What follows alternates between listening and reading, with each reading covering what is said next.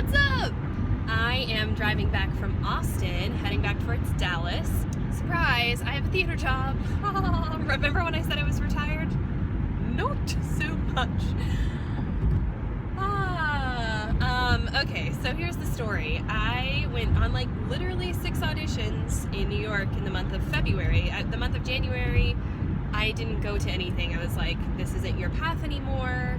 Even though White Christmas, you know, you're allowed to change your mind in life, especially when your life is like job to job. But I truly thought that I was done, because last year I hardly auditioned at all and I was perfectly content. And my boyfriend, who is no longer my boyfriend, we were both, you know, traversing on this new journey of real people jobs, which who knows what that means. I mean, I guess that means like salary and benefits and, you know, real people things, as opposed to like menial stipends for adult life. The thing that I keep realizing is it doesn't need to be either or, and I am in a time in my life right now where I can plant the seeds for what I want my future to be without totally dismissing this previous part of my life.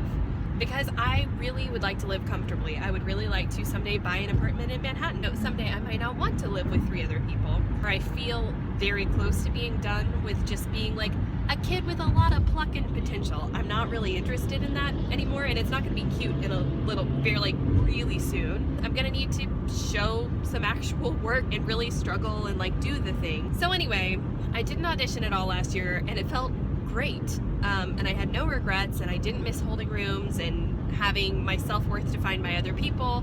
And you know, they say auditioning is 99% of a theater person's job. Well, you're not getting paid for that. And then you go to a day job that you may or may not hate, and then maybe you do something for yourself at the end of the day, but you really don't have any money to do anything for yourself at the end of the day. So like, theater people must really love doing theater. We do. Because cost-benefit analysis sucks. It's absolutely awful. So I signed up to go to South by Southwest in August of last year, and the Forbes Under 30 conference, and I had this big agenda for all of my business goals for the year. I applied to business school. I got into business school. The program I most want to go to that would cost $100,000, I found out I was waitlisted for, which I shared in my last video. And I'm still trying to figure out, it's not going to happen this year just due to the way that life panned out. But it's still something that I'm really interested in doing next year, and I've never had debt before. I have many, many friends who have credit card debt, student loans, all of that stuff, and they're like, just avoid it, like find another way. But I feel fairly confident that the rewards and the value that I would get out of this program would more than cover a really substantial amount of money. But I met a really interesting guy yesterday who was like, do an entrepreneurship certification. You don't need to waste $100,000 and a chunk of your time. Like, you can slowly take classes and whatever. And I keep getting this advice, and I keep thinking that the MBA just means so much more than it maybe does. And I really do think this program is special, but it would mean officially quitting theater for more than a year, for more than a year. And I just don't know that that's something that I can do right now, apparently. I thought I was done, and I'm not. White Christmas, like, opened my little mushy heart up, and it felt so right and so good and so wonderful. But like, the dichotomy between the way that theater people live and actually doing theater is like, and the way that I want to live doesn't work. So it's just a very awkward situation. I didn't audition in January, and my soul just felt deflated and terrible.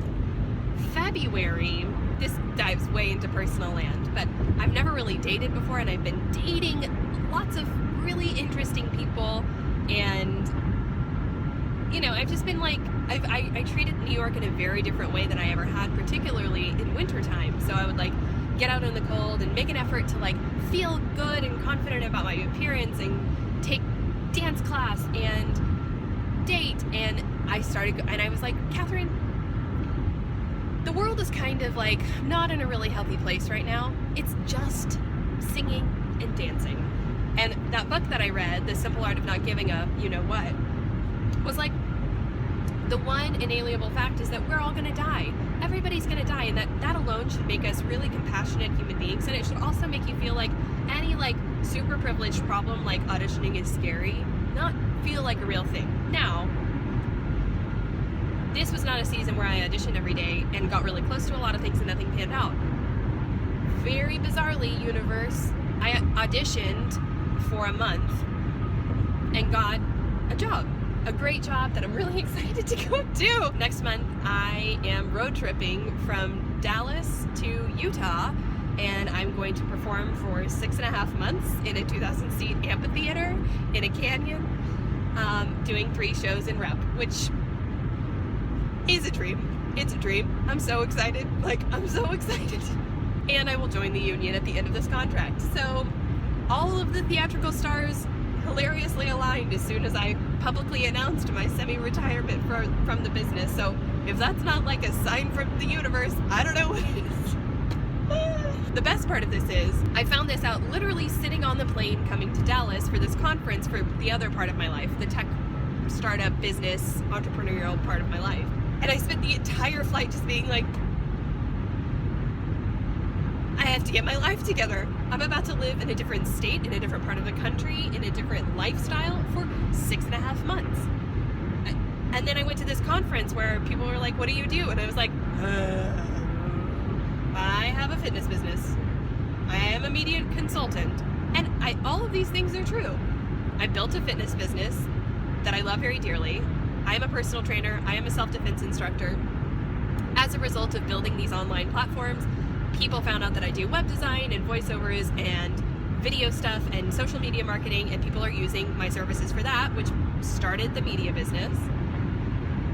And hilariously, I am no longer retired from theater, at least at the moment. But the thing with theater is this, again, this could be my last theater job ever, especially now that I'm joining the union. Like, the possibilities have significantly dwindled.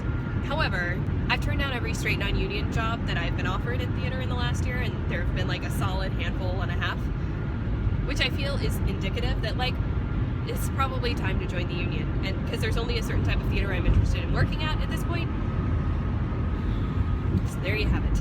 And so if this means that I never work again, I will just join a lot of my beautiful, very talented friends who have joined the union and are not working. One of the really fun parts of this conference was the girl that I grew up across the alley from, like literally in my suburb of Dallas, Texas. We had very similar paths. Started out as an actor, moved into producing, worked for Disney for a while, but like more administrative end as opposed to me being as a performer. She started like a social entrepreneurship advocacy project for millennial women. And now, you know, we'll see where her path goes at this point. She's also at like a pivotal moment in her young adult life. It's really fun re-encountering people as adults that you knew from your childhood. And it's just been really fascinating, the people that I gravitated towards or who happened to be in my life when I was really young, who have like, funnily enough, had somewhat similar trajectories. So she definitely falls into that category. And one thing that she continues to tell me is, you're never going to be done with theater. There's always going to be a part of you that like needs that to be a part of your life. She's definitely right. I recognize that to be a real thing. But then the other one is, she's like, you know, what's your goal in the long term? And even if my best case scenario goal in theater happened, which would be dance captaining and working with choreographers and directors and moving into like an assistant situation, those people are the same people who are having to like still do day jobs, who still worry about retirement well into like very successful years. And I do not want that. So even if my best case scenario happens, it's not going to provide the life that I want. So that can't be my only life. Even if the best case scenario somehow happens, I need something else that will supplement that. So I still want to build these other projects, and I'm excited because I think this project that I am about to head into with theater is going to be really, really challenging in a way that I haven't. I mean, White Christmas was challenging, but there have been a couple of jobs prior to that where I did not feel particularly challenged. I'm really, really, really, really, really, really ready to feel intellectually challenged. Like, in over my head, very stupid, like, big goals, ooh, yeah, like, moving. And I think, you know, my decision to apply to business school largely stemmed from that. My college experience was kind of a bust. I don't know how much I've covered that here, but it just wasn't challenging, wasn't fulfilling. I did not feel like people were like really championing my journey for opposite reasons. The first school that I went to, I felt like I just did not feel challenged at all, and so I left. The second school I went to, people sort of shunned me for being the transfer. I was going through a very traumatic personal time in my life, not feel like people had my back, and that they really truly did not really care about my specific trajectory within my field and blah blah blah. So anyway, there I think will always be a part of me that wants a do-over of the college experience, and I think part of that is, and I was so challenged from 7th through 12th grade at the school that I attended here in Dallas, or there in Dallas, that I think I really crave that kind of growth again. It changed the person I became, and I understand those are particularly formative years, but I think late 20s is a really formative time also. I don't know. So part of the solution that my friend Laura came up with last night, she was like, so you're also gonna have to have some like real people jobs, probably to get a lay of the land of the thing that you want to run. I mean, ideally we will all be like Tyler Haney, Mark Zuckerberg, like fabulous entrepreneurs at stupid young ages who just have boundless confidence and like no imposter syndrome and just feel capable and ready to run a business at age 27 for, you know, tons of people way older and more qualified than you are. That is not me. I need more skills. I need more processes. I need more systems. My background is straight up in singing and dancing. I have potential, but I'm really done with having potential. It's time to like, I went through a workshop yesterday, and you had to come up with your mantra for 2017, and my mantra is, I will be a fearless student. This is the thing that you come back to. So it can be a talisman word, it can be a color, but it's just something that's grounding, that like is sort of an underlying current for your upcoming year. Fearless student is mine. I want to learn. This is a year of learning.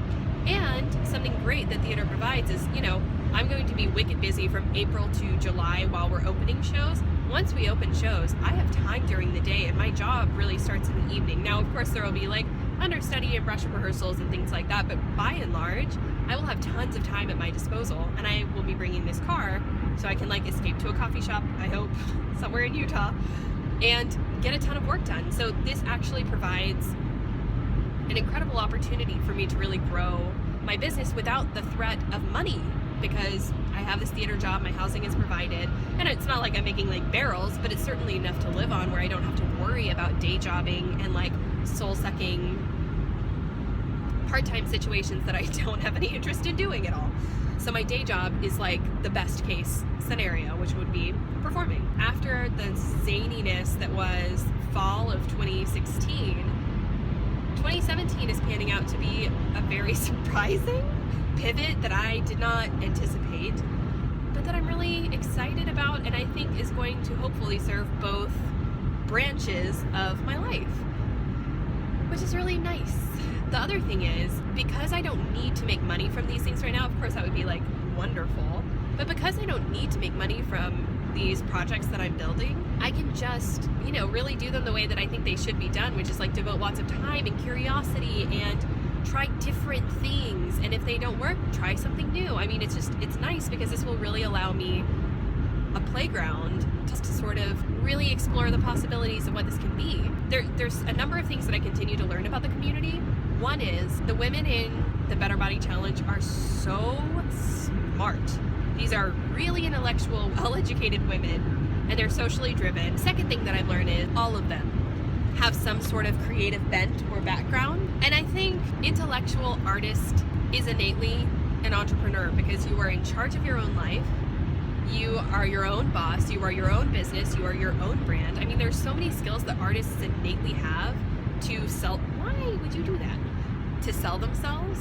I think if I build out this platform into something bigger than just fitness, I think, you know, well-being and fitness is fundamental, obviously. And that is going to allow you to like really live your fullest life. But if I already have a fitness plan, and I'm continuing to grow more fitness plans, but if this can branch into like a well-being, motivational, slightly entrepreneurial, like live your best life platform as well. So like wellness includes mindfulness and yoga and high intensity interval training and bar work and Pilates, but also personal well-being. For an artist or for an entrepreneur, oftentimes those jobs fall in like the side hustle category, where you have a day job that like sucks your soul or maybe doesn't, or you're just living super scrappily to pursue your actual dream, that you don't really have time to devote to like things that really fill your soul and you feel like personal fulfillment and growth from. So I think if we can create a community and a space that serves sort of that whole realm of well-being, so regardless of what you need at that time, whether that is a workout or like a mental activity or just something to check back in with what it is that you want when you're in the midst of this like mundane daily activity where you're just expending energy for other people, I think there could be something really great there. Sort of to continue this theme of my theater and entrepreneurial and fitness worlds don't need to be disparate communities. Like I can be a creative person and an entrepreneurial person, and those go hand in hand. I can be a creative person and a physically well person. Those definitely go hand in hand. And I think there are enough people who fall in this category of like creatively oriented people who value their bodies and their own well-being, who also care about the community and like personal growth. What a beautiful thing. What if we created whole community and safe space for well-empowered women? And maybe someday this could be for dudes too, but like I kind of dig this being like a special thing for ladies at the moment. I'm really excited about it, and I feel like I've been talking forever, so I think I'm gonna like call it a day. Road trips allow for lots of ruminations. Get back on the road. I'm listening to I've been reading and listening to so many books. I would be happy to recommend some to you. Anyway, thank you for letting me ramble about this exciting, crazy new time and my 2017 and my goals for this community. If you have any ideas about ways that I can like serve this little community, or if you think it's a fabulous idea, or if you're like, here's a better one, I would love to hear it, because you know, like I said, I am in this like beautifully advantageous position right now where I can really play and create and see what works. So I'm so open to hearing what you think. As always, please like and subscribe. Share this around with your similarly well-empowered lady friends. I will check back in with you guys very soon. Bye.